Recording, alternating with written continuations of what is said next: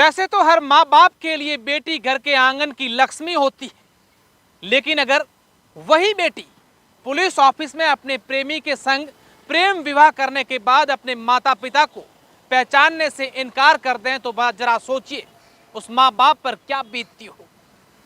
आज मैं आपको एक ऐसी घटना सुनाने जा रहा हूं जिस घटना को सुनने के बाद हर किसी का दिल झकझोर के जाएगा। जिस किसी ने इस घटना को सुना है वो आहत है।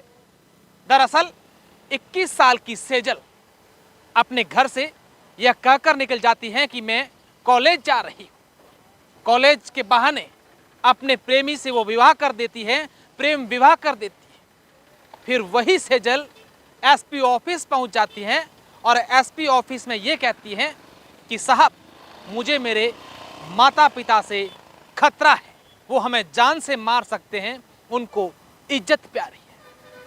इस दरमियान माता पिता भी वहां आते हैं और कहते हैं कि मेरी बेटी से मुझे मिला दो।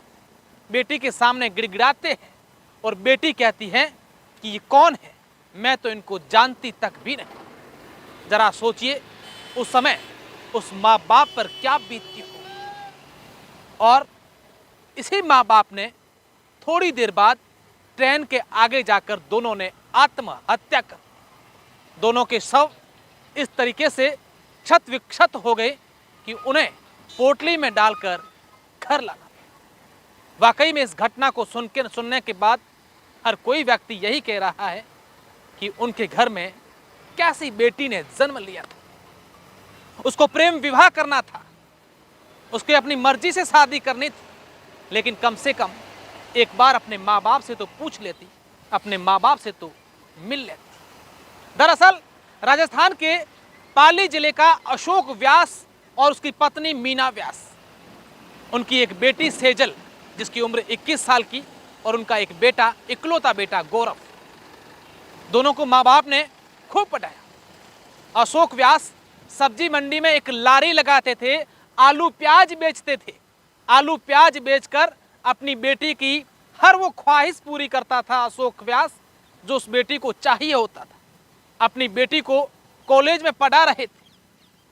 बेटी सेकेंड ईयर की स्टूडेंट थी और रोहित नामक एक लड़के से उसको प्यार हो जाता है। फिर सेजल रोहित के साथ एसपी ऑफिस पहुंच जाती है, पुलिस से सुरक्षा की गुहार लगाती है। माँ बाप उनसे मिलने जाते हैं, बेटी ये इनकार कर देती है कि मैं इनको जानती तक नहीं। माँ बाप फिर घर आ जाते हैं, अपने मोबाइल फोन घर में रखते हैं, घर के ताला लगाते हैं और अपने इकलौते बेटे के साथ घर से निकल जाते हैं। बेटे को एक बस में बिठाते हैं, कहीं पर भेज देते हैं और थोड़ी दूरी पर जाकर एक रेलवे पटरी पर दोनों ट्रेन के आगे आकर आत्महत्या करते हैं। और उसने सुसाइड नोट भी लिखा होता है। उसमें यह लिखा होता है कि मेरी बेटी ने हमारी मर्जी के खिलाफ जाकर इंटरकास्ट में विवाह किया है। उतना ही नहीं, जब हम बेटी से मिलने गए तो उस बेटी ने यह कह दिया कि मैं इनको पहचानती ही नहीं, इससे हम लोग आहत हैं। मेरे भाई भाभी से और ससुराल वालों से मैं कहना चाहूँगा कि मेरे बेटे का ख्याल रखें। मेरा बेटा लायक है, होशियार है, उसे परेशान नहीं करें।